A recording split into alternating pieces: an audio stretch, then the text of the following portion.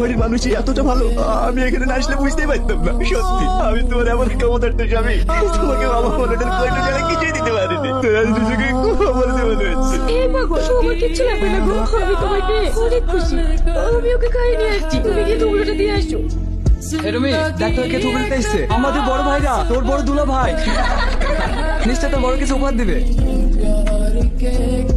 তোমার বিবাহিত জীবন সুখী হোক, তোমার জন্য অনেক দোয়া রইল। থুবড়ো দেওয়ার দোয়া দরকার নেই, উপহার দে, উপহার। এই রুমিকে থুবড়োতে মাত্র 500 টাকা দিল। এর বেশি আবার কি দেবে? এই ভিখারির কাছে আছে বাকি? এই নিয়ে যা তো টাকা। হয়তো তোমরা বললো তাই এই 500 টাকা তোমাদের কাছে কিছুই না, কিন্তু আমাদের মতো দিনমজুরের কাছে এই 500 টাকায় 5 লাখ টাকা সমান। দাঁড়ান দাদা ভাই, এই নোংরা জামাটা দেখছি দুদিন ধরে পড়ে আছে, তাই আমরা আপনাকে একটা নতুন জামা কিনে দেওয়ার ব্যবস্থা করছি। এইবার যান, আমরা আপনার উপকার করে দিলাম, দেখবেন এবার আপনার নতুন জামা হয়ে যাবে। তোমরা আমার অনেক উপকার করলে, তোমাদের এই উপকার আমি কোনোদিনও ভুলবো না। সালমা, হ্যাঁ বলো, তোমার এই অবস্থা হলো কি করে? আর বলো না, জামাটা কিনে নেবে ছিড়ে গেল। আমি বাড়ি যাচ্ছি। বাড়ি যাচ্ছ?